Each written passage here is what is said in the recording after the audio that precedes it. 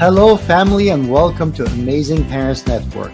I am the host of this show. My name is Ali Lankarani, Dr. L, the Parent Whisperer. I'm a clinical neuroscientist, and I am very happy that you have taken the time to be here with us tonight.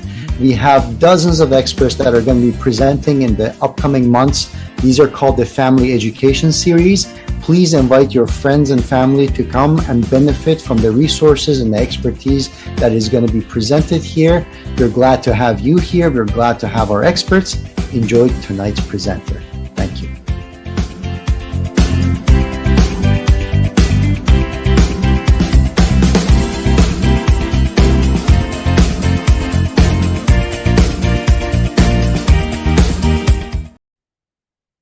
Okay, for real this time. We'll be rolling in three, two, one.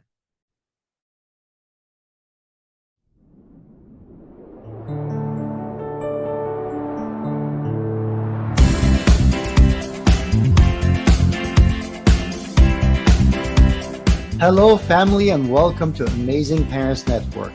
I am the host of this show. My name is Ali Lankarani, Dr. L, the Parent Whisperer. I'm a clinical neuroscientist, and I am very happy that you have taken the time to be here with us tonight. We have dozens of experts that are going to be presenting in the upcoming months. These are called the Family Education Series. Please invite your friends and family to come and benefit from the resources and the expertise that is going to be presented here. We're glad to have you here. We're glad to have our experts. Enjoy tonight's presenter. Thank you.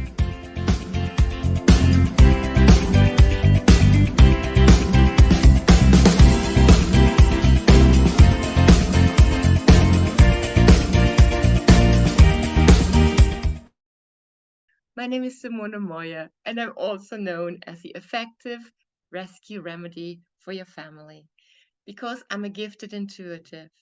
And over the last 40 years, I turned this natural talent into profound expertise.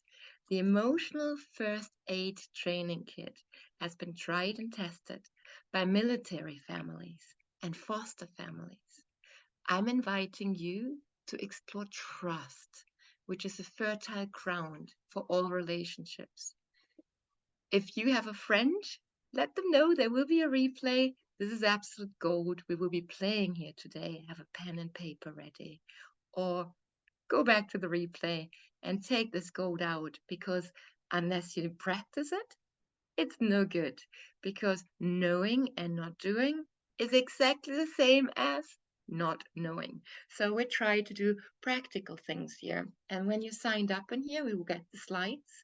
I will also put my or make a note of my email, which is welcome@meltmystress.com.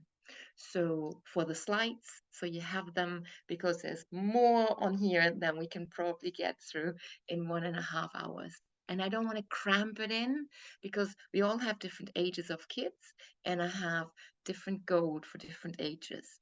So I always like to check in with the ages we have here from the parents, and we will give an overview of both ends of the spectrum and the middle bit. And the bonus child that we all have and we can all integrate it into here is our inner child. Don't forget to invite your inner child to the games as well.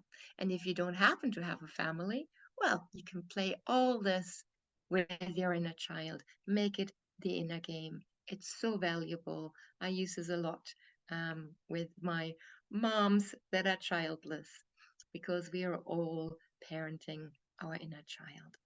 So let me share those slides. I don't even know how to do this here. Ah, there we are. The controls are back. Yep, found it. We got there. First muted, then I can't find my slides. Perfect. Great. So our families are all unique. My family is a family of four. Actually, it's probably much bigger than that. I have, from my first marriage, William, who's 16 and he's on the autism spectrum. I had a lot of special needs when he was little, and he's turned out superb, just beautifully. It was very stressful, and the marriage didn't last. But we're really good friends, and we still parent him together. My ex has another set of 3 kids, where he also asks me for parenting advice still, even after 10 years of separation. And my new love, Nick, who I have Magnus with, who is 9 years old, and he's a spicy one. He's like, yeah, we did the temper tantrums with him. He's very strong-willed, in the most beautiful way. And yes, we foster children, as in taking care of other people's children when they need to, and they come to join us at family councils when single moms kind of like need a bit of support. We always have an open door policy if you need an extra little hand, because parenting alone is very, very difficult. So if you can have a little tribe, that's always good. So whenever things go a little bit belly up and I'm in my grounded, beautiful being, my favorite mantra is, now that's interesting. And that could be a really crazy behavior of my children, my beloved, or myself. I would just step back and go like, wow, that was bonkers. And that's kind of like liberating. It's a good thing to meet things rather than having to understand everything. Just meeting with curiosity. Really, this bringing this curiosity to the family is the best gift you can bring to, and we will explore that more and how that builds trust, really. I've worked with all sorts of families. This one is Carrie. Um, and there was a hell of a lot of female hormones going there in this family and no male counterpart. And that was really missing. And actually, with them, we've created an imaginary friend, which was male, who had also a say in the family council, which was actually worked really, really well for them. So, my favorite thing to understand myself, my partner, and my kids at 2 different ages is this little nugget of gold. I got it from Dr. Paul Jerkins, who's a family psychologist, and he broke it down so beautifully. He breaks it down a little bit different, and it's just modeled on that. So, as your kids grow in age, your direct control, authority, and yeah, strength needs to kind of like calm down a bit. They need to hand over a little bit of that authority to themselves, and they really need it. And if you don't, they will claim it harshly because it's a base need, it's a base instinct. They need to learn to stand on their own 2 feet, and if that means that they have to hate you, they will. So manipulation is the worst form of control. And that is really which erodes any kind of like trust. So just becoming aware of where we manipulate, that could be bribery or bending the truth. It will bite you in the bum in the long run. So just be aware of that. The trust and freedom is where you can let go of control, where maturity can be fostered, and where the influencing by being the example happens. So that goes with age. You want to be more of the invitation, the sounding board, rather than the person that holds control or holds the need to manipulate. So this is absolute gold. So per curious, and it happens at any age, there are 4 levels of maturity, and it really helps to know them. And this is also, my kids know this off by heart and teach it others because they know how to get things from me, how to get a yes from me. This is basically their manual of how to get a yes out of me. And that's really good to have that, because if they don't know how to get a yes out of you and you say no all the time, and there's no chance of them actually winning the points to get what they really desire, that's not fair either. So I gave them the blueprint. They know, they don't always like to use it, but they know it off by heart. They can recite it to you any time of the day if you ask them.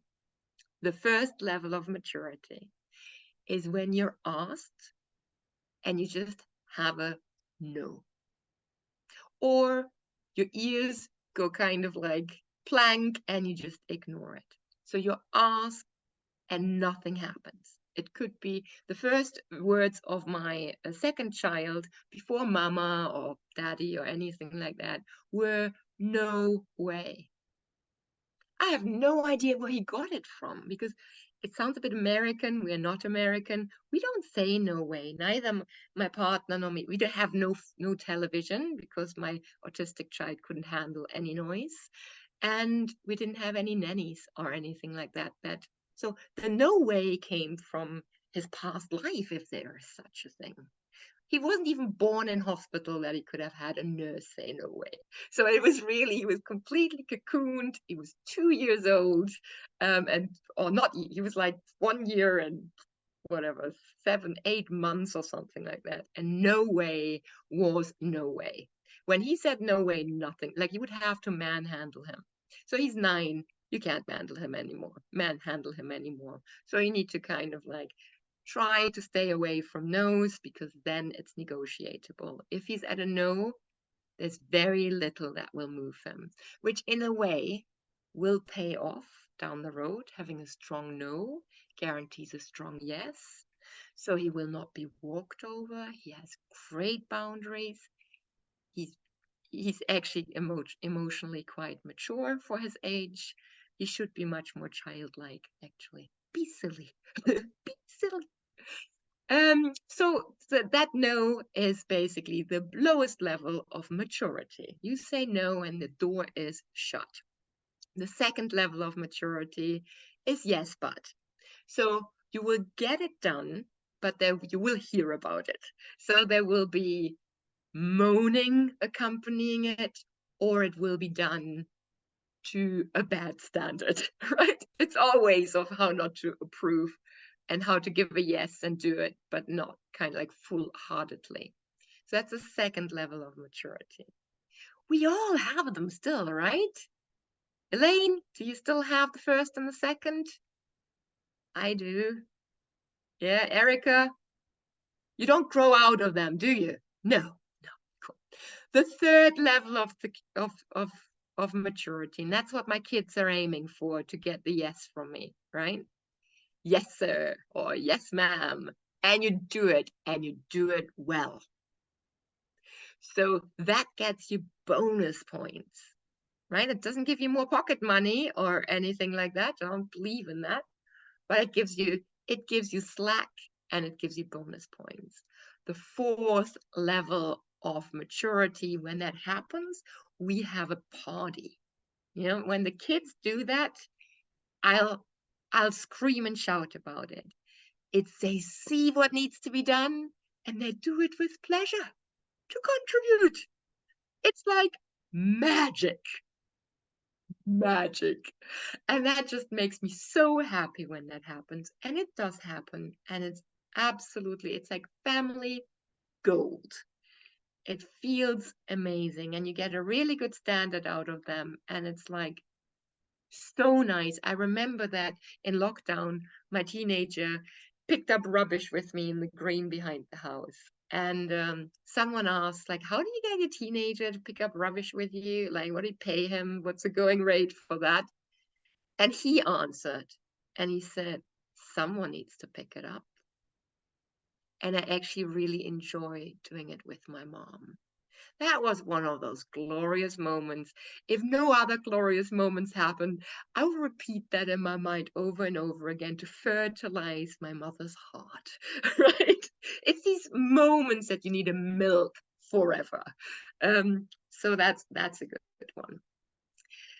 So, and then there's things, any maturity, any behavior is either a pattern, a phase, or a one-time event. So a phase has to do with developmental phases. The no has to be established by age 3. If not, you have a pleaser, and they will need to go to therapy later on in life. So if you have a 3-year-old that is very agreeable with you, that's a good time to get therapy. So find them, let them find their no. It's so important. I know here they call it terrible twos. In Germany, we don't have such a thing. We have like an uncomfortable 3. But that is all about developing those boundaries and letting them get away with it. That is where you as a parent need to develop your patience and your love. So it's all good developmental stuff. So how to influence maturity, because you can't force it. It's absolutely impossible. At a young age, it's about praise. I see you. You've done well. This is beautiful. And the more detailed you can be, rather than headlines like, oh, you've done great with everything they do, it kind of like washes over them. Try to describe what they've done well. That is really good. It also helps with their language building. At the middle age, kind of like your teenagers, it gets you privileges. You know, if you want to stay out longer, if I can trust you, you make it's about trust building. So the maturity level very much then feeds into, can I trust you? And trust gets you freedom. So that's very much it. And as an adult child, which I also have, so it's kind of like offering the sounding board space, being the advisor on demand. Learn to agree to disagree. You don't need to agree with everything your adult child does. It's fine.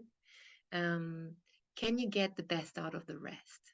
That's really kind of like my mantra. Okay, that is an area that I really don't agree on. Which part of him can I love unconditionally? And can I just ignore this bit for now?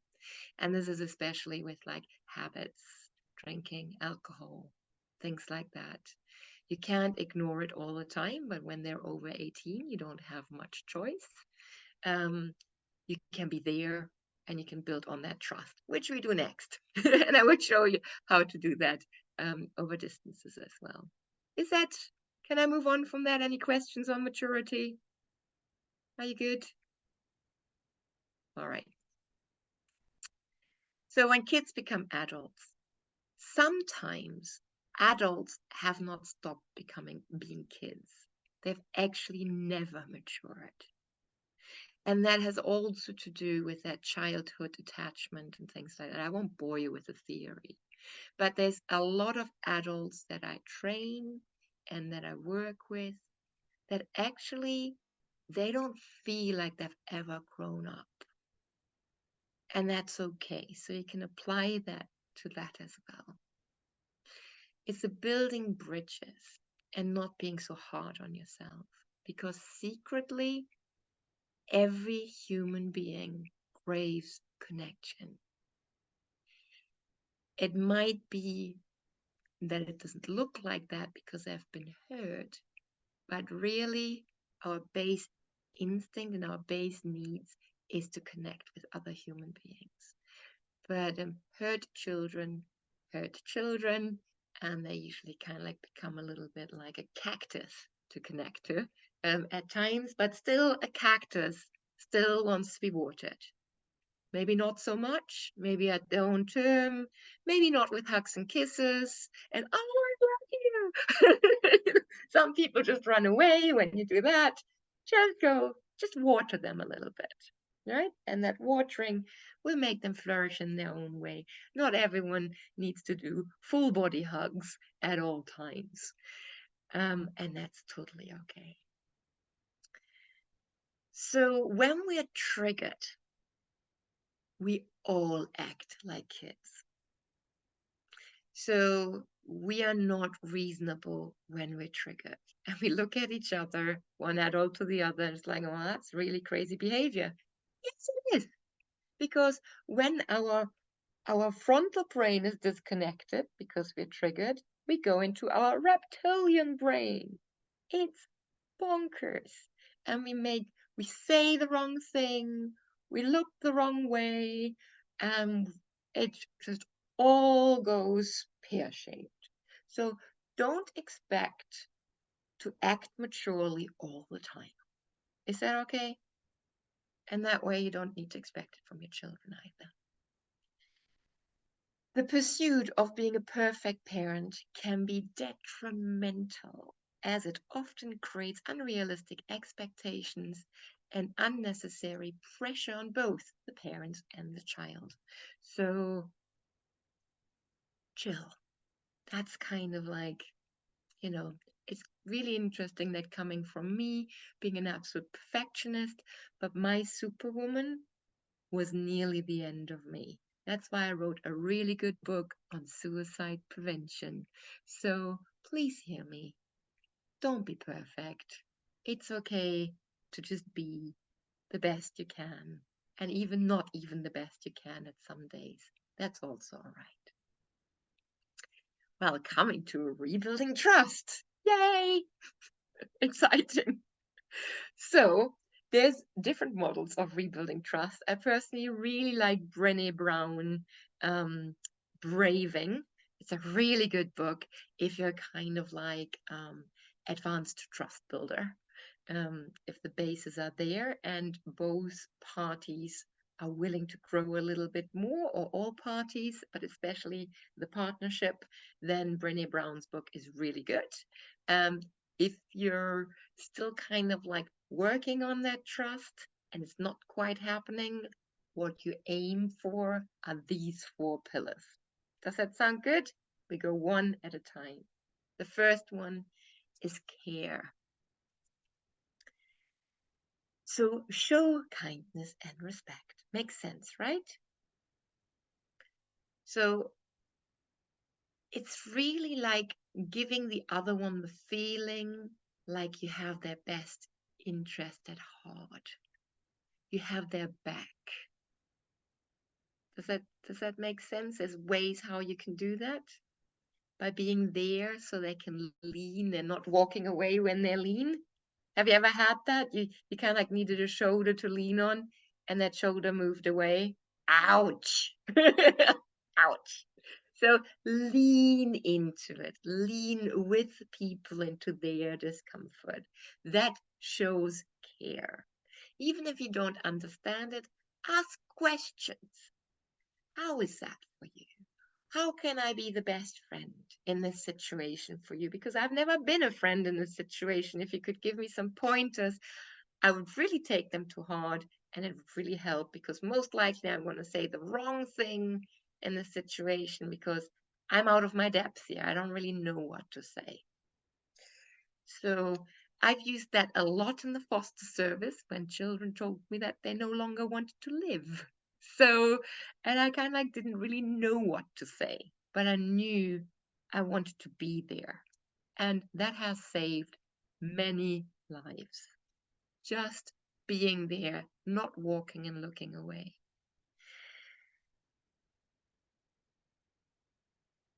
So does that make sense, the care? So you learn it by thinking, how would you like to be cared for? Erica, could you give me an example?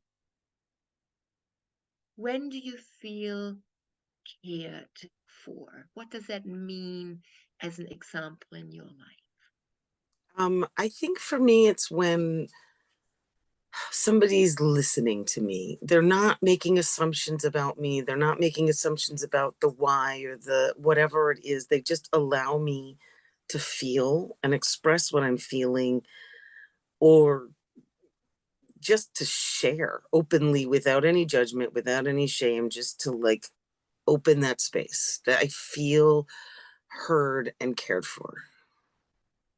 Beautiful. Thank you for sharing. Elaine or Maria, do you have an example on care? What that means when it happens? I think it's important to have self-care in yourself first and foremost before we can care on other people, and personal development is very important for your peace of mind as well. I don't have Thank children, you. but I have Thank you. nieces and nephews. Yeah. That rebuilding trust is not just with another, and you can't expect from another to care for you if you don't care for you. That was well done. Thank you. It makes so much more fun when the cues are given by you guys rather than me just tell you, right? Is that not much better? Right. So when you feel there's no one you can trust and no one really cares for you, there's one really good nugget. Do you care for yourself? Do you lean in with compassion when emotions come up? Or do you just put the TV on or run away from it? Or does that make sense? So that care can only be shown to you when you have it for yourself. Let that drop into your heart for a moment. So when the world's against you, check if you're against yourself. That's the first standing leg of trust building, and probably the most important. The others, yeah, they kind of like drag behind it, but that is the main leg, that self-care, caring for yourself. There's a lovely name, and like we're in Scotland here, and they're really good. Like the ancient Scots here, they have a thing, they even have a name for it. It's called Anam Cara, caring for the soul. It's a soul carer, and you have an Anam Cara inside of you. And you're supposed to have like Anam Caras around you. And if you don't have soul tenders around you, it's not the world's fault. You might need to go through some discomfort and really reach out there, because you can only really have someone hold you when you're willing to be vulnerable.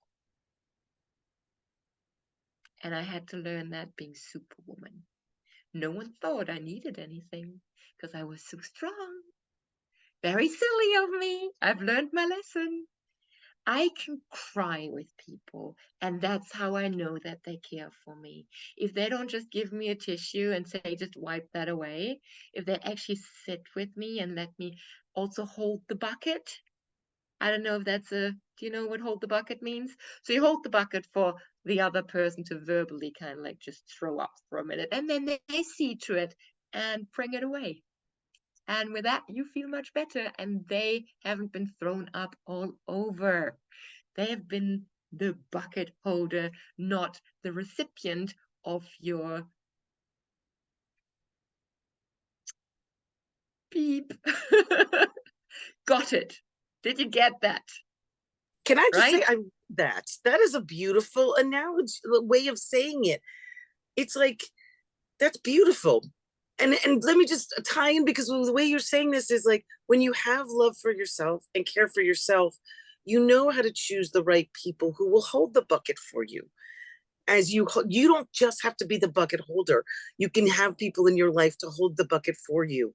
I love that. And you know what? You can even say, I'm holding the bucket for you. I have friends that go like, do you mind going with me in the car holding my bucket? Just happened just the other day. Well, that I know that I am doing exactly what they need. I hold the bucket. I'm not the therapist.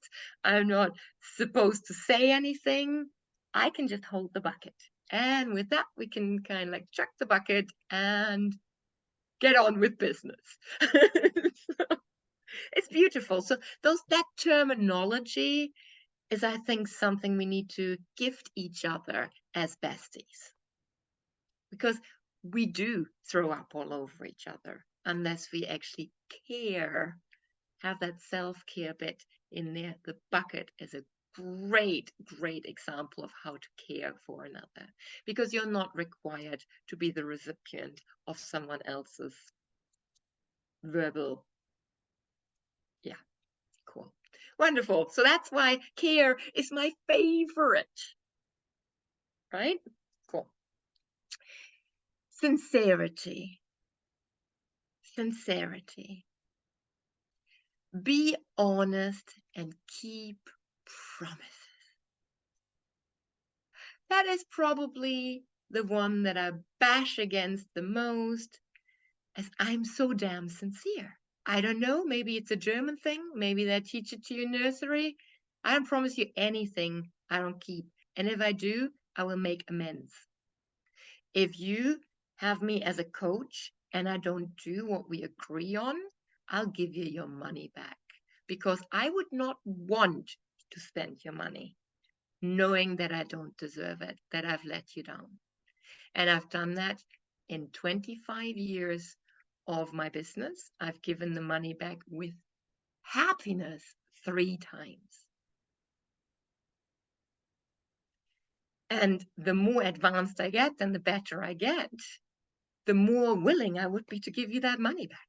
It's really not a problem. You don't need to go throw a big hoo-ha, write me a long letter. If you don't think it's worth it, well, then we just part there. Not everyone, that's why we attract our coach, right? Wonderful. And that's why I work with word of mouth, because word of mouth is a warm invitation. And someone already saw that there's something that why these two people should meet. And it works always perfectly when it's referral, and not always so perfectly when it's marketing, as marketing isn't as sincere. I try, but as soon as you put like an ad on, that sincerity isn't quite as wholesome, right? Cool. So be honest and keep your promises. In other cultures, I'm not referring to the ones down the border, but I have a beloved English partner that doesn't believe in this. It's just a bit more slack on that. Where I'm like militant about my promises, he's just a bit more relaxed with it. And it drives me around the bend. Do you have a good no? Do you have a good no? Elaine, who taught you your no? If you're there. Otherwise, I can tell you who taught Elaine the no. It was my child, right? Stop that! Just because I've not got a no. Well, what would you do without a no looking after my beloved 9-year-old? Oh. Be He would eat you disastrous. alive. Pardon? Be disastrous. Disastrous. You can't parent my child without having a good no. It's just, he doesn't do, and it needs to be a good German no, right? It can't just be a no with a question mark at the end. He just walks all over it. Even his teacher failed. I know, it's so funny. It's so funny. He's a good boundary teacher, little Magnus. Magnus the Great, Magnus the Magnificent. He makes sure that he would push you till you have a no. Yeah. So only when you have a good no can your yes be trusted. And I also teach Tantra, which is like relationship stuff and energies between males and females, males and males, females and females. It's not the boys and girls game. It's just whatever essence you bring to the relationship. And there we say we have like a practice which is called consent, the wheel of consent. A maybe is a no till it's a clear yes. And I think that's a really good lesson for life. A maybe is a no till it becomes a clear yes. And you have so much more fun with that, I can assure you. So only that way can you really trust another. And you can practice your no in front of the mirror. If you laugh after your no, it's not really a no. It's something that we sometimes, if we've had adverse childhood experiences with really dominant parents, well, you didn't dare to say no. Or yes, it was like everything was a maybe to check how they respond. And then you try to read their mind, seeing what would suit you best in this situation. Is this a trick question? Is the yes or the no needed in this situation to keep me out of trouble or keep me safe or alive or fed or loved? So it's not people that don't have a strong no, doesn't mean that they missed that in school or something like that. Or it's kind of like, oh, it's a weak character. Where did they leave their no? Where did they lose their no? Why did they never feel safe enough to say no? And that's trust. If you feel safe to say no, and you know that the love of the other doesn't depend on the right answer, you know you have trust. Got that? Anyone a little example for that one? A real life example? Go for it. Okay. I can. I actually wound up getting a divorce, or I'm in the middle of a divorce, because when I needed, so I was the super mom, just like you.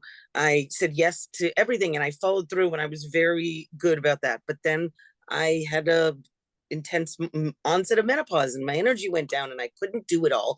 So I needed to start saying no. And it was not received well by people. And it turns out that my husband couldn't hear the no. And he took it personally when I would say no. And it was difficult for him to hear that I can't do this. This isn't working for me. And it's hard, but it is so important. And so it's something I'm learning how to say no and be comfortable with the discomfort of others' response to that. Mhm. And that's So I like to call that no that you just described so beautifully a self-loving no. yes, It's a yes to me and a no to you. correct. And if that rubs you the wrong way, that's fine, because if I would say a yes here, I would self-harm. And I'm not willing to do that. Not anymore. And it took me a long time to figure that out, but now it's like, no more. I cannot say yes at my expense. It's not going to happen. Beautiful. So there is Supermom does say yes at her own expense for the benefit of the child. That is very much Supermom, and it's sometimes needed. Because yes, I would have liked to sleep, but my child didn't sleep, so I couldn't say no, I'm not getting up. It was that I was so exhausted, right? But it wasn't, I couldn't say no. So that's different. And that's the same thing, the same scenario as the childhood thing that I mentioned earlier, when it's not safe to say no. It wasn't that I didn't know that I needed to sleep and it would kind of like backfire, but I could not. And it's the same as a kid. You can't say no because your safety is at stake. And that's sometimes where we lose that no. But then menopause with a lovely no in the middle there, right? It's right in there. Exactly. So if you have not learned your no by the time you're menopausal, it's gonna hurt.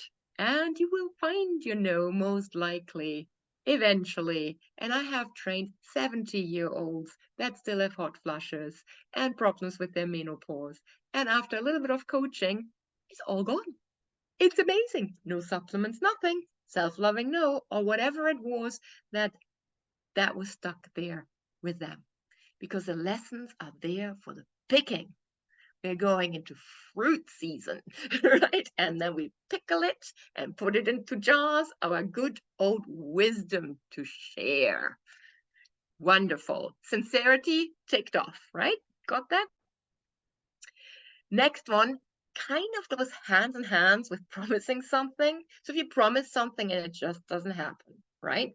So it's about making amends, apologize, know how to apologize and forgive yourself or the situation or whoever you would like to blame for not having done it, right? Take accountability. Another lovely example in Germany. When I was young, if you would have been 5 times late for your job, your employer would have the right to fire you. It doesn't matter what the excuse is. It doesn't matter if it's public service striking or floods, natural disasters. Kind of like maybe some of them would come as an excuse, but actually being late, that's not a no-show, it's being late, you would have a few strikes and you would be out. So how is that possible? How is it possible that in Germany people can show up for work and in other countries they can't? And I can assure you it has nothing to do with the public transport being on time. You show up early. I had a managing job and I would go to the gym right next to my work very early in the morning. So if I would miss my gym session, it wouldn't be a problem, but I would never be late for work. And if there would be such a thing as terrible disaster, I would take a sleeping bag and sleep at work. I'm not the only one that did that. That is kind of like expected when you have a managing position. Yeah, very difficult when you have children. Not very child friendly having a managing position. So you need to make your own decisions. And there might need to be a self-loving no for that position. And yep, it hurts the ego, but it feeds so many other things. So everyone makes mistakes. Everyone makes promises that they can't keep. We might as well embrace them and share what we've learned from them so that others don't need to make the same mistake. So that's where we had the first slide, the slide there. I'll just go back there again. Is if it's a one time, it's no problem. If it's a pattern, you might need to address it. If it's a phase, because it's actually just menopause or something like that, well, there might need to be a bit of grace there. Or a teenage child. They are not supposed to be reasonable. They are actually allowed not to be reasonable all around the world. Every tribe in the world doesn't put much trust in the teenager. They're allowed to kind of like make them expected to make their mistakes. It's just in this culture where we think that our teenagers should do all good grades and, think about the future and, find the college or the high school, the university course that will, bring them life of fulfillment. It's a wrong time to make these decisions. Go travel. That's my advice. Go travel. Before you make any decisions you regret later. Wonderful. That's 3 legs. Are we good with that? Helpful? Doable? Right? It needs to be applicable. Otherwise, there's no point in this. You guys okay there? Maria and Elaine, can we go to the 4th? So that kind of like all sounds like the same, right? You think like sincerity, accountability, and reliability is all kind of like the same thing. So really there's only 2 legs. Care and being honest and accountable. It's kind of like all part of having integrity. So you could put the last 3 under one word and it would be integrity. Be realistic with what you can offer, right? So could you help me with that?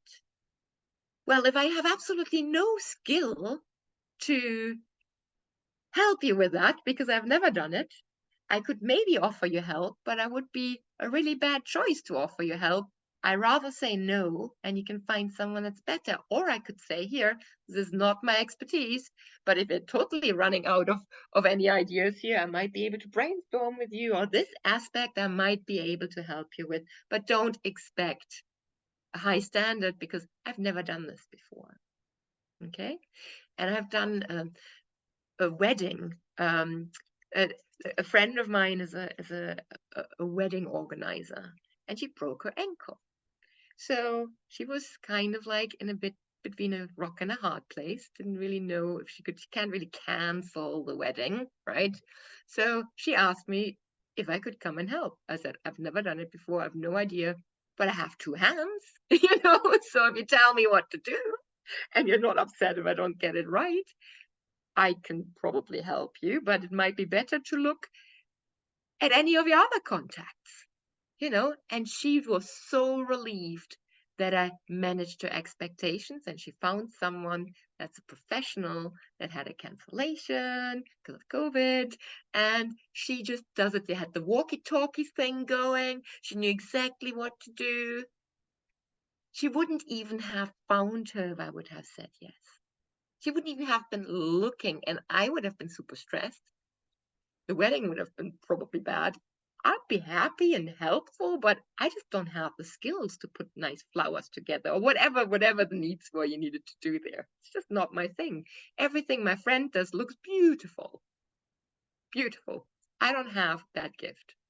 So being realistic with what you can offer. So do you have the experience or the skills to do what you say you will? That is a really good one. And that's why there are 3 legs and not just 2 legs. So we can talk about each single one here. Is it fair to ask for that level of maturity from another, for example? If you ask your kid, like you can set your kid up for lying, right? Do you know that? You can make a really honorable kid lie by making them feel bad to make mistakes. They have to lie. It's self-preservation. When they're young and they fear that your love is less when they tell you the truth, they will have to lie. That doesn't mean they're liars. It doesn't mean they're bad. If your attachment to them is at stake, if they tell you the truth, they will lie. So anyone knowing me as a parent, my children don't really need to lie to me. There's no consequence that will make them feel like they need to lie, because mistakes are welcomed. And I would go to the head of school and probably lie to save their hiney, because my loyalty with them is much greater than my loyalty to the school. And they know it, and I've proven it. And that's trust, right? There's a lovely, it didn't happen with me, but it happened with one of my clients actually. And the son forged a signature under a really bad report, right? It didn't look like an adult signed it, right? It looked forged. So the mom and the dad came in. The mom was my client, and she knew what it was. And she said to her dad, here, you might think I'm mad, but I will say, I've hurt my hand, I've signed it, or I've hurt my hand and I got my son to sign it, but I'm well aware of it. And he just looked at her, it's like, you're bonkers, right? It's like, this is not worth it. It's not worth it, okay? Let's just deal with it at home, but like, save his grace. And that's exactly what she did. She said like, oh, I'm really sorry. I've just really hurt my hand. And I just said like, here, got it. Can you just sign it? Yes, it's my son's signature. It's not mine. I got it, right? And it was just like the bond. It was like glue for their relationship. Like absolute gold. That investment of this lie paid over and over and over again. And it still gets mentioned. You know, that's having someone's back, right? Pick your loyalties. Okay? I'm a great believer in honesty, but this is a little, you know, that I would give any parent. You sometimes need to lie for your kids, and that's okay. Do you agree with that, Erica? I see some nodding there. Yeah, I do, because I think what you're also looking at is, why did they feel the need to lie? And really getting to, there's an underlying thing going on there. And that's more important than, and if you actually didn't support them, there would be more shame and judgment and negative. And so it's instead going to like, okay, let's talk, let's understand the deeper reason for this. No need to add more shame on top of it and judgment on top of it. Well done. It's about what have I done as a parent that you feel the need to lie? I've Yes. let you down. Yes. I get the blame. That's accountability. At a very uncomfortable level, but it is. Do we have the 4 legs of trust? Are we good with that? Yay! So good. Fantastic. Did you learn anything, Elaine or Maria? Was there anything that stood out for you? What stood out for me is understanding what I got from that is getting rid of like toxic people out of your life. Because some people you try to help and they're so toxic, you just have to like get rid of them and brush them away for your own self-preservation. So that's important to know when to stop trying. And so for your self-preservation, like what Erica was saying, it's self-preservation as well. Also, what is interesting as well regarding, like, for example, like bullying. If you, for example, if your child is a bully or being bullied, why are they bullying? What's the reason that they became a bully in the first place? What has brought them to be a bully in the first place? What's going? Because a lot of children that are bullied who are bullied actually maybe bullied themselves, so they take out that their frustration in someone else. There's something underlying that's causing. No one grows up to be a bully at all. It's like behaviour somewhere.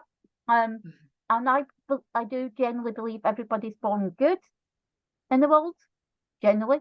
And I think it's circumstances that define how they're like parenting. It's lots of different things. It's not just one thing. There's a lots of different things. It's a combination of environment, climate, country, whatever, culture, whatever. But it's very thick.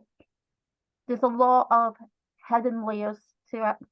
I don't know if I'm saying it right, but that's what I think. Beautiful. It's complex and you can't ever get it all right. And if that's what you're aiming for, you're overseeing something. That's humility, right? Well done. Thank you very much for their share. That was great. Okay. So these are practical steps, a bit like last week. You know, it's a complex topic. How can you make this easier? Are you okay with that? Are you ready for it? Sharpen your pencil. I'll have a sip of water here.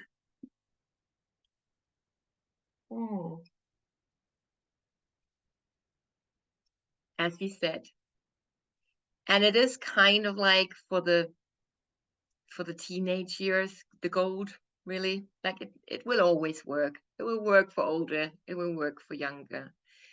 It's love and care shown by listening. Give the eyeballs. You're right, but I also think it's to do with, like, because if you have a disability, there's a lot of stigma against it. And there's a lack of awareness and of support out there for if you've got on the spectrum and or you've got a disability, or there's just so much prejudice. I'm not meaning this group, I'm not talking about ourselves. Yeah. But and assumption, right? There's assumption and prejudice. Yeah, that you can't do something when you can. They haven't found a way to help and support you with bespoke accommodations. So I think everyone should be supported and helped. And you've shown me that, Simone. Oh, thank you. And that is the importance. So when your child is growing up, It will change every week. There will be something more they can do, something different they do, a different synapses in their brain or their ability just popped up. And it's the same with disability. If you can look at that as actually getting to know what people can do, rather than pointing out what they can't do. If a child can't walk, you can't go like, ha ha ha, stupid child, you can't walk. Look at me, how good I walk. And that's with disability, right? There's nothing wrong. We just haven't taken the time to see what they can contribute. And that's, I'm so proud of you, Maria. You're like a disability champion, autism champion, and that's exactly what you do. What's possible? Where do they need the support? The same with parenting. If you could apply that to any additional need, that would be gold. That would be gold standard. That would be fantastic. Cool. The next one we can do is truth. Clear rules, clear understanding. Moving goalposts is one of the most stressful things for children. So if your clear house rules are picked by clear values, you will have much less hassle with it. So really pick your battles and make what is important clear, why it's important, and not just professing it, but making sure that the other person can get it, can understand it. We have this beautiful battle most weeks about clean surfaces. So because my beautiful psychic mind and super sensitive energy being screams when everything's upside down. And my tolerance is much higher than it has been. I'm not pedantic, but there's like 3 surfaces in the house, which there's no need to put anything on them, and they keep me happy. If they're clean, I can forget about the rest. And I know that sounds mad, but actually my children are starting to get it. My beloved is still kind of like a bit sticky on it, but my kids tidy up after him. It's amazing to see how they start supporting my need, because it is a need. I can't transcend the 3 clean surfaces, really not. I've completely leaned in and gave all I had, right? So still a discussion to be had, still happening, but just work in progress. So you fire yourself right in the foot if you have stupid rules. If it's just because of control, because you want to control, find out why it needs to be right. And it's quite good. What I do with my parents is like, what if it doesn't? What if it doesn't? What if these 3 surfaces are not clean? What will happen? Will you move out? What will you do? What is the consequence if it doesn't happen? Right? So you need to not just have the consequence of what you do to the person that violates it. You also need to understand, so what if it doesn't happen? What's the consequence you will take? Is that a deal breaker? Are these 3 clean surfaces a reason to separate? For me, they nearly are, because it looks like a real big lack of respect, because I earn my living in the house and I don't want it to look like a crazy place when my clients come in. So for me, that lack of respect is something I'm willing to find out. I'm willing to show my kids that much respect needs to be in the family.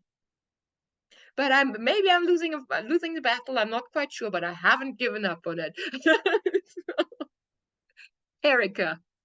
Oh, Well, I think what's awesome is that you're articulating, this is important to me, it's a need, and although they're not perfect, you're still having the conversation about it, and you're maintaining, this is important to me, and they're learning how to, maybe they need a different way to support that, but they still acknowledge it's important to you, and that's huge. And so I just think that's the piece that's like so important, that you're able to articulate it and they're able to hear it. Yeah. So my house rules are very much based on, if it harms another, it's a rule. Right? So if that actually energetically harms me, even though you don't care, that is not okay not to be a rule. Because one in the family gets harmed by it, and that's enough reason for it to be a rule. Because if anyone else would have a need like that, like my beloved child when he was young, we never had the TV on, we never had the radio on. We were super quiet because he's autistic and the noise really disabled him. He couldn't handle it. So, yes, we were all quiet because of that need. And that's kind of like how I try to explain it. Magnus needs his time out after school for transition. That's a rule. He gets time out for transition. So that's house rules. And they need to be clear. Don't have too many.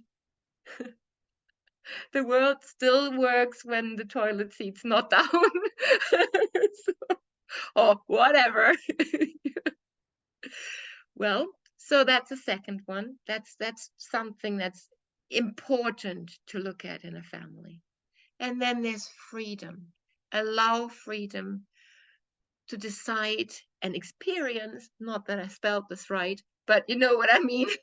So I will amend that before you get it. So when you disobey these beautiful, wisely picked rules, you are allowed to still do that, but there will be a consequence. Don't threaten anything and don't follow through with it. I barely ever threaten anything. I have very few consequences. My consequence would look like, why don't you turn yourself upside down so you get more circulation in your brain? So maybe next time you can like understand why this is an important rule to follow for us all to live happily together. When I was a kid, I was sent to bed without socks. Not that I ever wore socks, but that was a consequence that I got from my parents. Oh, this was bad. Today you will have to go to bed without socks. And that was pretty much the extent of my consequences that I grew up with. But then life will teach her. And that was a consequence. And it's kind of like, and it did teach me because the rules my parents picked weren't stupid. So if you disobey, you might not need to be the parent's executor of the consequence. You could just watch and see them learn because it will backfire, right? So it's kind of like pause and smile knowingly. That makes my kids always really uneasy. So they're like, ooh, this will backfire. Because it's very simple. They will lose privileges and I still hold the, how do you go? I still hold the soup pot. You know, love goes through the tummy and I can choose if you have your favorite meal or not your favorite meal. Welcome, Ronald. Nice to have you. Enjoy joining in. We have an interactive session. The fourth step to make these complicated other 4 steps easy is reality. Action, consequences, delivered. So you need to either you act on it, so that was basically what or let nature, the law of the universe, teach them, right? You can't turn around and go like, told you so. No one can stop you from doing that. It's funny. It's good. It's okay. But you don't need to be the administrator of all the consequences. You know, you can just like drop some privileges, right? So why would I go out of my way to make your life extra easy if you don't play by the rules? Not needed. Well, I don't have a yes either. So, and that's like if you have a really strong-willed child, which I have, when I say no, the tantrum hits. So I don't say no. How I get around that is really good. I sometimes go like, I'm looking really hard here. Give me a moment. Thinking it through, thinking it's from all directions. I go like, here, I can't find a yes. I tried really hard. Help me to find a yes. I would like to find a yes. I just can't find it right now. And I never get any resistance with that, ever. He understands that I can't find a yes. He doesn't have a good enough argument to make me find it, but I never have to say no. I figured that one out. Dad hasn't quite yet. That's why me parenting him is a little bit easier, but he can still do the power game if he wants to. He will never win with Magnus. So it's very fun. Great. That's kind of like doable, even more doable than the last ones, right? And they cover the basis of trust building. Cool. Any questions there? Do you have any questions? Is it Roald? How do you say your name? Oh, you need to unmute so I can hear you. Sorry. Young adults want and need freedom and autonomy. That is their base need, their most important need. Okay? And if we understand that, we can give them a bit of slack. They don't need to respond in a reasonable, mature way. It's not their time to respond in a reasonable and mature way.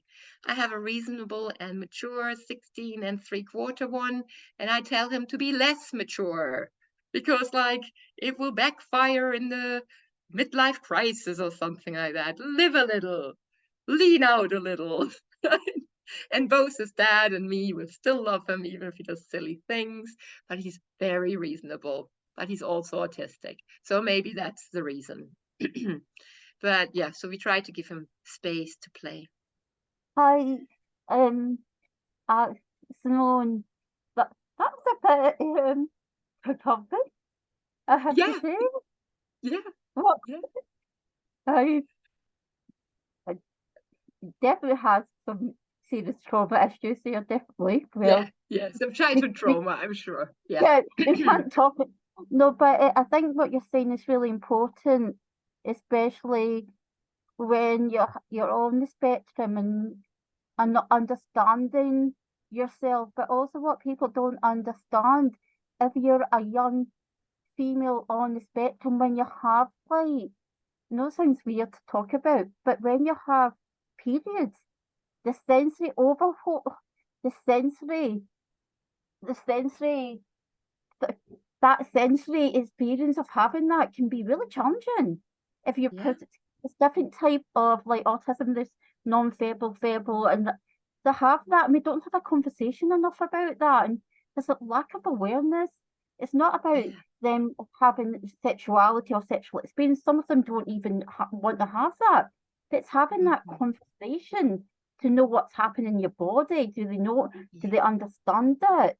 And I think that needs to be really up there around the world in like women health and talking about that type of thing and being open Yeah. and honest about that type of thing.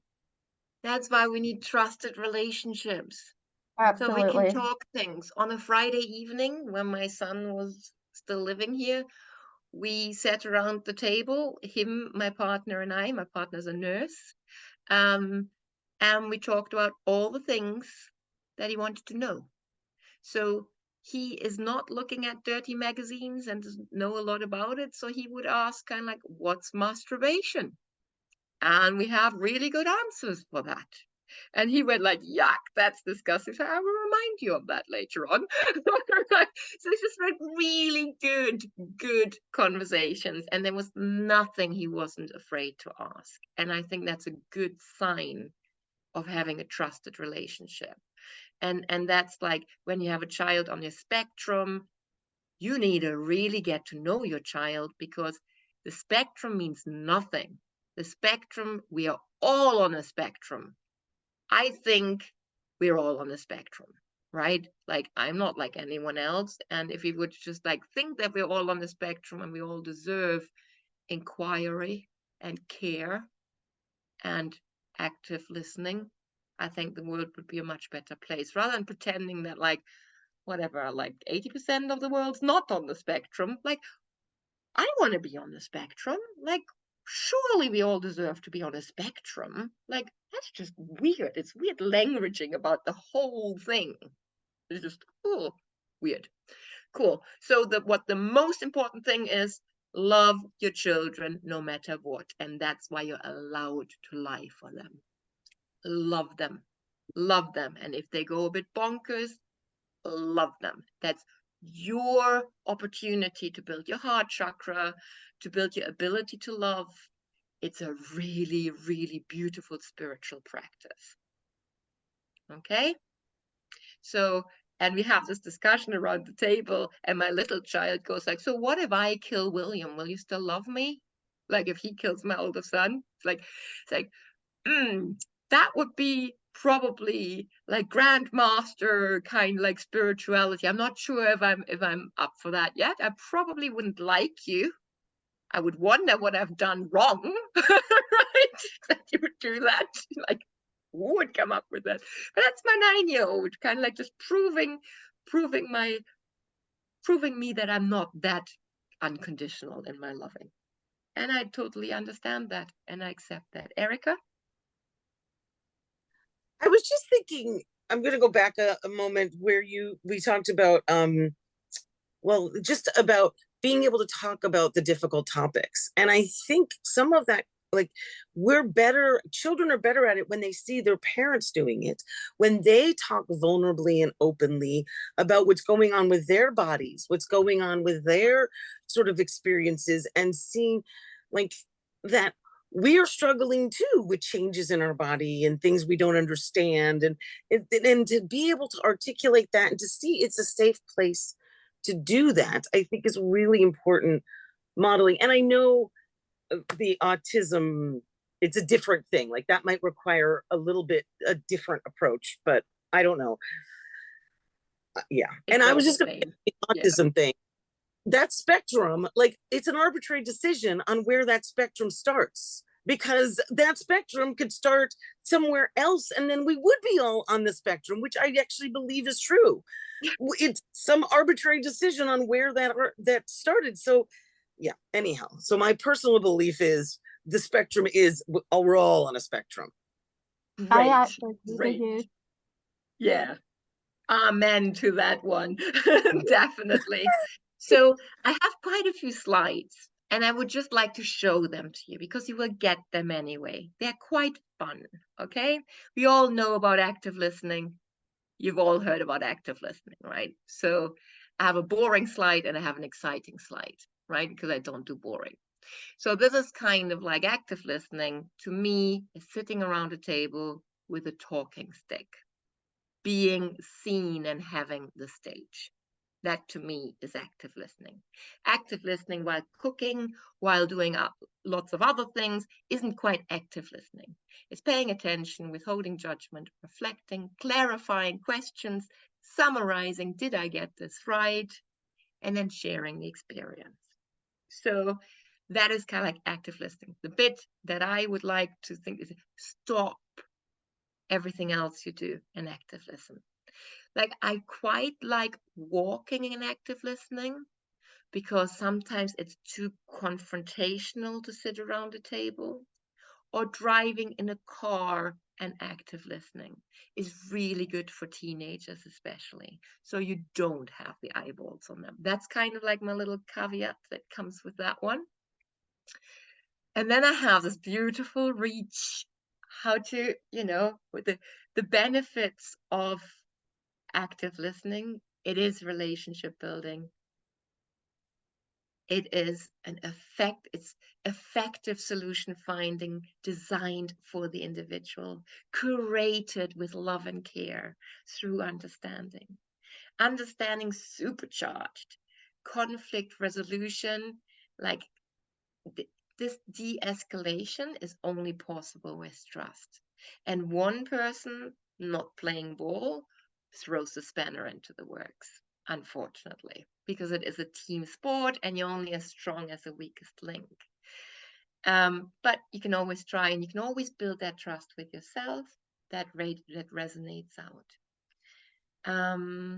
And it's the highest purpose of why we are a family, why we attracted each other. I believe that my kids chose me as a mommy, and I believe that this is all meant to be. So this reaching out into trust, leaning into it, is my highest purpose because it makes fertilizing growth together. And whenever you're triggered, there are my beautiful 3 strokes, the SOS self-stroke, self-soothe moves. If you have heard of the havening technique, they stole it, patented it, and now you can get sued if you use the name.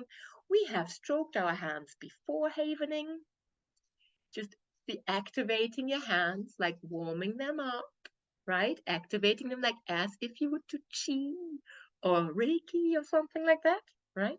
And with your active hands, you just stroke from your shoulders down to your elbows, giving yourself a little comforting stroke. This also happened before havening, I'm sure.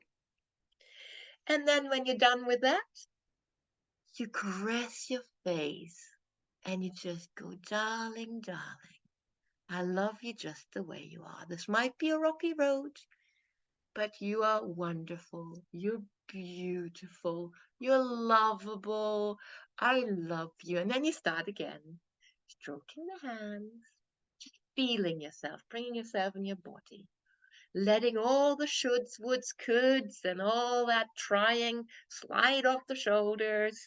And then you give yourself some love.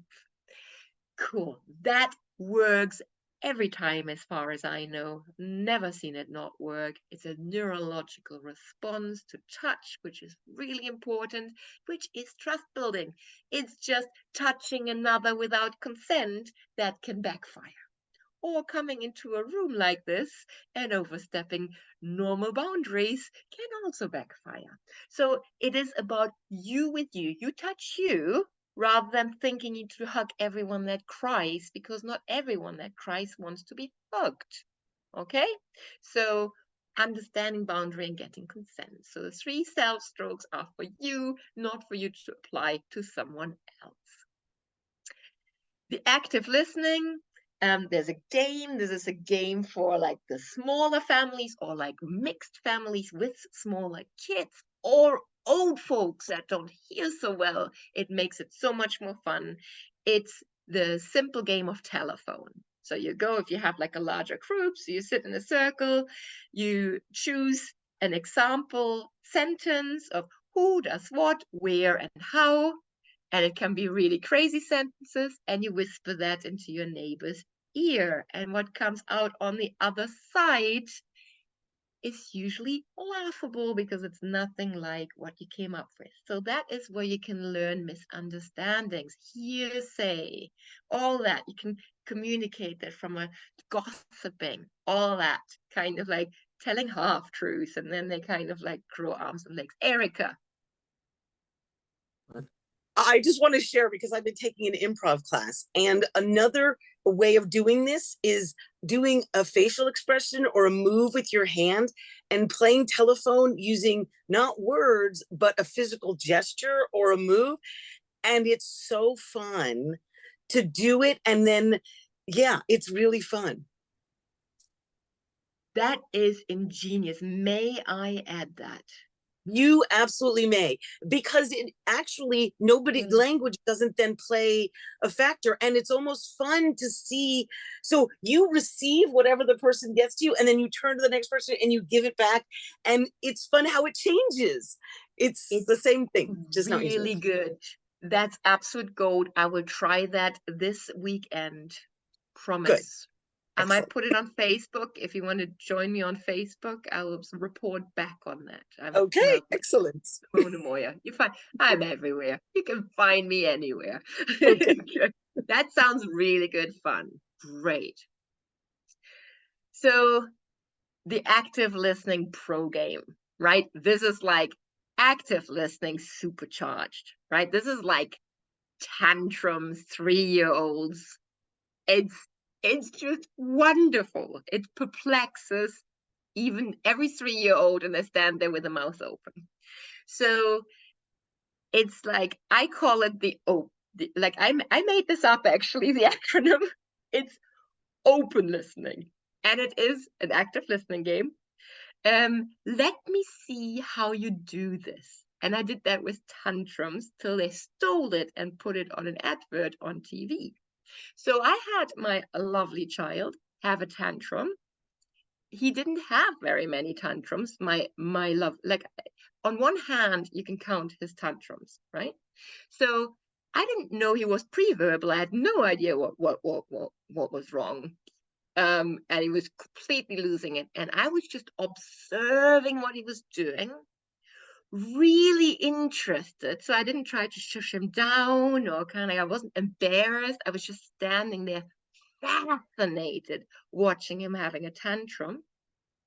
And then I asked, can I just check, is this how you feel? And then I tried to copy him best I could. Everyone thought I was mad. And he agreed that was how I felt, how he felt. And like he had very few tantrums afterwards. It's a bit like the game that you said. It was just extreme parenting, 601 or something like that, and I made it up as I go. So O for observing, P for people, others, and then you express, like you express what you see to the people. And then you see that there's numerous ways of how anyone can react in any situation.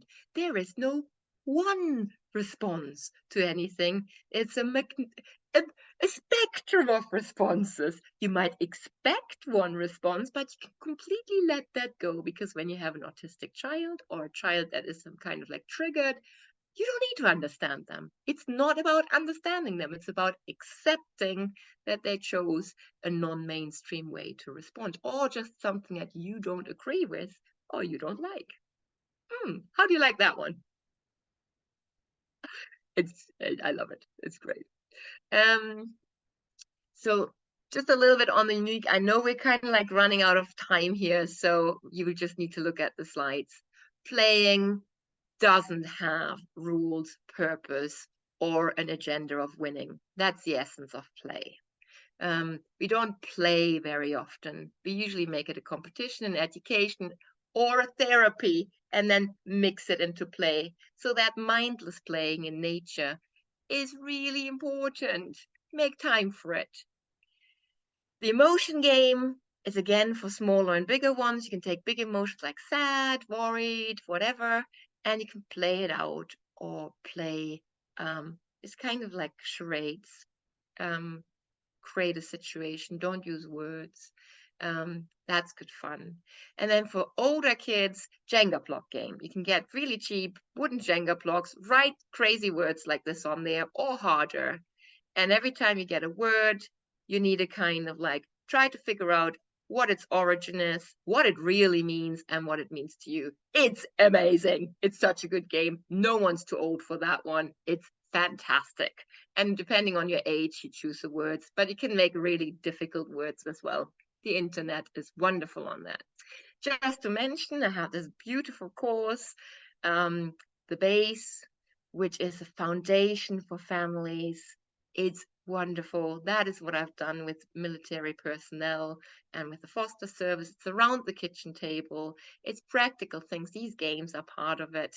And it's for any age to upgrade, to build a good foundation you can grow from, and where the seeds of wisdom can actually, grow roots and flourish. I have a discount code for you, FES111, that brings it down past and half. It's a lovely gift for people.